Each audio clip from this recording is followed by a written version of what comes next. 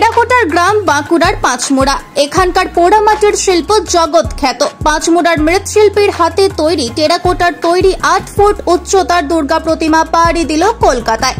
অতীতে একাধিক শিল্পীর হাতে তৈরি টেরাকোটার দুর্গা প্রতিমা কলকাতায় পাড়ি দিলেও দীর্ঘ কয়েক বছর কলকাতার কোনো মণ্ডপের জন্য প্রতিমা গড়ার বরাত পাননি এখানকার শিল্পীরা। তবে মণ্ডপ সজ্জার টেরাকোটার জিনিসপত্র রাজ্য সহ দেশের বিভিন্ন প্রান্তে পাড়ি দিয়েছিল। তখন দুর্গা প্রতিমা তৈরির বরাত পাননি শিল্পীরা। তবে এবছরে ফের টেরাকোটা গ্রামে বরাত আসাতে খুশি টেরাকোটা শিল্পীরা।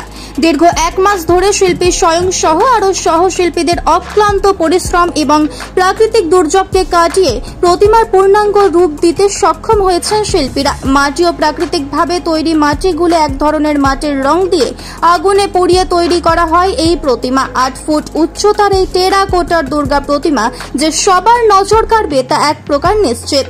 কলকাতার কোন মণ্ডপে স্থান পাবে এই দুর্গা প্রতিমা, এই বিষয়টি শিল্পী জানাতে না পারলেও কলকাতার কোনো পূজা মণ্ডপে যে স্থান পাবে প্রতিমা বরাত পাওয়া এজেন্সি থেকে কথা বলে প্রথম থেকে নিশ্চিত মৃৎশিল্পীর ব্রজনাথ কুম্ভকার। শিল্পী ব্রজনাথ কুম্ভকার জানান, কয়েক মাস আগে কলকাতা থেকে বেশ কয়েকজন আর্টিস্ট এসেছিলেন পাঁচমুড়ার টেরাকোটার কাজ দেখতে। পরে ওই আর্টিস্টরা তার সাথে যোগাযোগ করেন এবং তাদের কাছ থেকে বরাত পেয়ে এই 8 ফুট উচ্চতার দুর্গা প্রতিমা তৈরি করেন। বরাত পেয়েই তারা প্রতিমা তৈরির কাজ শুরু করেন শিল্পী সহ আরো 2 জন সহ শিল্পীকে নিয়ে। পুজোর আগে বড় মাপের কাজ করতে পেরে খুশি শিল্পীরা। শিল্পী জানান, প্রত্যেক দুর্গাপূজার আগে এই ধরনের বড় কাজ করার জন্য তারা অপেক্ষায় থাকেন। এতে শিল্পীরা শিল্পকলা বা গুণ যেমন একদিকে তুলে ধরা যায়, ঠিক তেমনি পুজোর আগে আর্থিকভাবে লাভবান হওয়া যায় বলে জানান শিল্পী ব্রজনাথ কুম্ভকার। ওই কাজের এক সহশিল্পী ভরত কুম্ভকার জানান, এর আগে দুর্গা প্রতিমা তৈরির সাথে যুক্ত থাকলেও এত বড় প্রতিমা তৈরির কাজে প্রথম যুক্ত হন তিনি। প্রাকৃতিক দুর্যোগ সহ বিভিন্ন বাধাকে কাটিয়ে প্রতিমা তৈরি করতে পেরে তারা খুশি। ভবিষ্যতে এই ধরনের কাজ আরও করতে চাই বলে জানান সহশিল্পী ভরত কুম্ভকার। কলকাতা থেকে আর্টিস্টরা এখানে এসেছিল এবং আমার ওয়ার্কশপ ঘুরে দেখে আমাকে ওনারা সিলেক্ট করেছিলেন যে এটা এরকম সাবেকি দুর্গার থেকে আলাদা করে এটা ফোক দুর্গা চাই। সেই হিসেবেই আমাকে ফোক দুর্গার অর্ডার দিয়েছিলেন। আমরা এটাকে চাকার সাহায্যে পাইপগুলো বানিয়ে সেটাকে হাতে জুড়ে জুড়ে এই যেটা ফোক টাইপের সরলীকরণ ফর্মে এটা আমরা পুতুল গড়ন করে এটা করেছি। এতে আমাদের সহযোগিতা করেছে আমার 2 জন সহশিল্পী সন্তোষ কুম্ভকার এবং ভরত কুম্ভকার। আমরা এটাকে দীর্ঘ 1 মাস ধরে 3 জনের যথাযথ পরিশ্রমের মাধ্যমেই আমরা এটা তৈরি করতে পেরে সক্ষম হয়েছি। মানে যেসব প্রতিমা দেখতে পাওয়া যায় টেরাকোটার প্রতিমা বা যে প্রতিমা বিভিন্ন গত বছর বা বিভিন্ন বছর গত কয়েক বছরে হয়েছে, যে প্রতিমাগুলো কলকাতার বিভিন্ন ক্লাবে পাড়ি দিয়েছিল, তার মধ্যে এই প্রতিমাটার কিছু ভিন্ন একটা বিষয় কিছু আছে? ভিন্ন বলতে যে এটা তো পুতুল গড়ন, এইরকম পুতুল গড়ন হয়েই থাকে, সেই ধাঁচটাকে রেখেই আমাদের তৈরি করা। বিরাট কিছু পরিবর্তন হয়তো এর মধ্যে নেই, কিন্তু উচ্চতায় অনেক বড়, একটা বড় সড়ো মাপের 8 ফুটের একটা প্রতিমা। এই প্রতিমাটাতে অ্যাকচুয়ালি যেটা হচ্ছে যে আমরা ছোট ছোট যে পুতুলগুলো বানাই, যেমন ডোগরার ফর্মটাকে নিয়ে, সেই ডোগরার ফর্মটাকে সামনে রেখে এই প্রতিমাটা বানানো। তাহলে সবগুলোই কিন্তু সরলীকরণ ধাঁচ, অথচ একটা প্রতিমা রূপ দেওয়া হয়েছে। এবং এতে লক্ষ্মী, সরস্বতী, কার্তিক, গণেশ সবই একই ধাঁচে আছে, একই ধরনের প্যাটার্ন। কতগুলো করে ভাগ করা আছে? মানে প্রত্যেকটাতেই পাট করে করা আছে, যাতে করে আমাদের ক্যারি করতে সুবিধা হয়। যাবে তো কলকাতা, তাহলে লরিতে করে নিয়ে যাওয়ার ক্ষেত্রে যাতে অন্যরকম কোনো ভাঙাভাঙি না হয়ে যায়, সেই জন্য এগুলোকে প্রত্যেকটা পাট করে তৈরি করা আছে। এবং সেটাকে পাটটা যখনই নিজে জোড়া হবে তখন একটা পূর্ণ রূপ পেয়ে যাবে। আচ্ছা, মানে অক্লান্ত পরিশ্রম করতে হয়েছে এই জন্য? অবশ্যই পরিশ্রম করতে হয়েছে। এটার সাথে আরও অন্যান্য প্যান্ডেল সজ্জার অন্যান্য আইটেমও আছে, যেমন মনসা চালি আছে, বড় বড় সাইজের ঘোড়া আছে, হাতি আছে। মানে আমাদের যেটা ট্রেডিশনাল যে আইটেমগুলো, সেই আইটেমগুলোকে সামনে রেখেই এই প্রতিমাটাও থাকছে।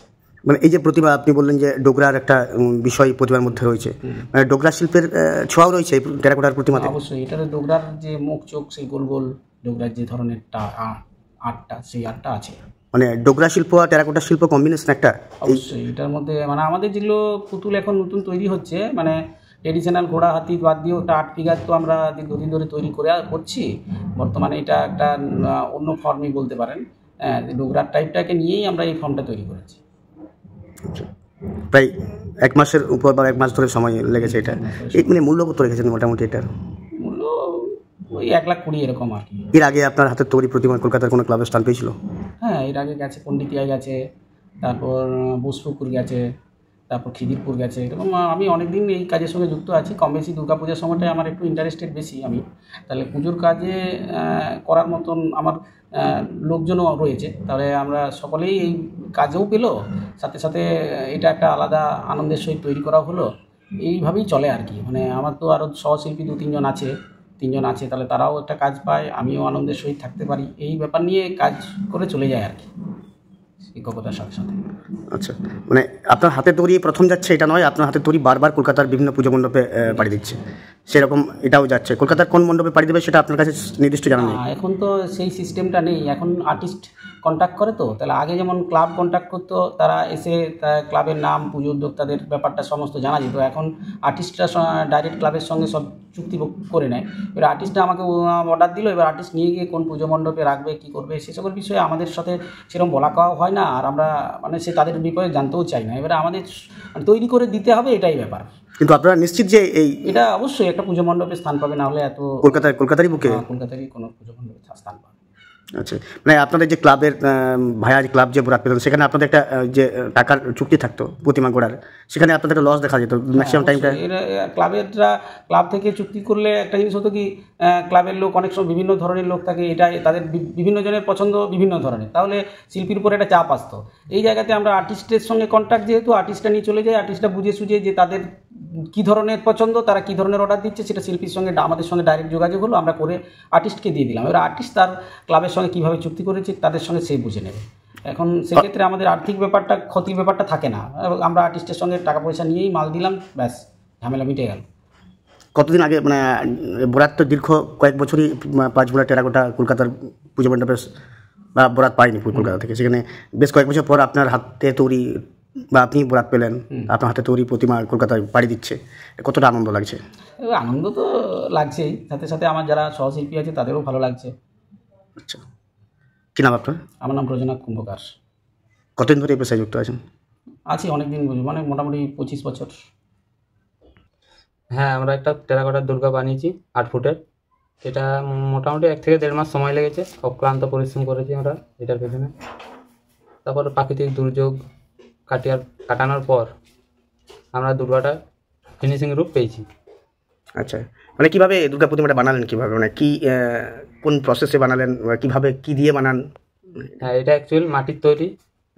এটা হচ্ছে যে চাকাতে ফার্স্টে তৈরি করতে হয়েছে বডিটা। আচ্ছা, তারপর হচ্ছে যে বাকিটা হাতের করে, এবারে ডিজাইন আছে বিভিন্ন রকমের কারুকার্য, সেগুলো পুরোটাই হাত দিয়ে। আচ্ছা আচ্ছা। আর এই যে টেরাকোটার এরপর কি কাঁচা অবস্থাতেই তৈরি করে ডিজাইন করেছেন? তারপরে তারপরে একটা মাটির কালার পাওয়া যায়, শুকানোর পর ওই মাটির কালারটা দিতে হয়েছে। তারপর ভাটিতে পোড়ানোর পর টেরাকোটা কালার হয়, পূর্ণাঙ্গ রূপটা পেয়েছে। এর আগে কি এত বড় প্রতিমা বানানোর কাজে যুক্ত ছিলেন? না, এর আগে এত বড় থাকেনি, যদিও সেটা একটু ছোট ছিল এর আগের বছর। এবছরই 8 ফুটের পেয়েছি। আচ্ছা আচ্ছা, কটা ভাগ আছে এই প্রতিমার? এই প্রতিমার 4 খণ্ড আছে। আচ্ছা, পাট পাট করে আছে নাকি? পাট পাট করে। এই যে প্রতিমা যে বানালেন, যে প্রতিমা মূলত মাঝে আপনাদেরকে প্রাকৃতিক দুর্যোগ সামলাতে হয়েছে, তো পরিশ্রম কতটা, মানে সময় কতটা দিয়েছেন প্রতিমা বানাতে? সময় তো দিতে হয়েছে মোটামুটি 12 ঘন্টা 13 ঘন্টা। আচ্ছা আচ্ছা, প্রত্যেকটা দিন? হ্যাঁ। আচ্ছা, একবারে কি সম্পূর্ণ নিখুঁত কাজ রয়েছে একবারে? হ্যাঁ, সম্পূর্ণ নিখুঁত কাজ। কোথায় পাড়ি দিল এটা, কোথায় গেল? কোথায়? কলকাতায় কোনো একটা প্যান্ডেলে গেছে, প্যান্ডেলের নাম হয়তো জানি না আমরা, কিন্তু কলকাতায় গেছে, পুজো প্যান্ডেলে লাগবে। পুজো প্যান্ডেল মণ্ডপে কোনো পুজো কলকাতার কোনো মণ্ডপে স্থান পাবে নাকি? হ্যাঁ। আপনার নাম? ভরত কুম্ভকার। ব্যুরো রিপোর্ট, দক্ষিণ বাঁকুড়া এক্সপ্রেস, 5 মোড়া।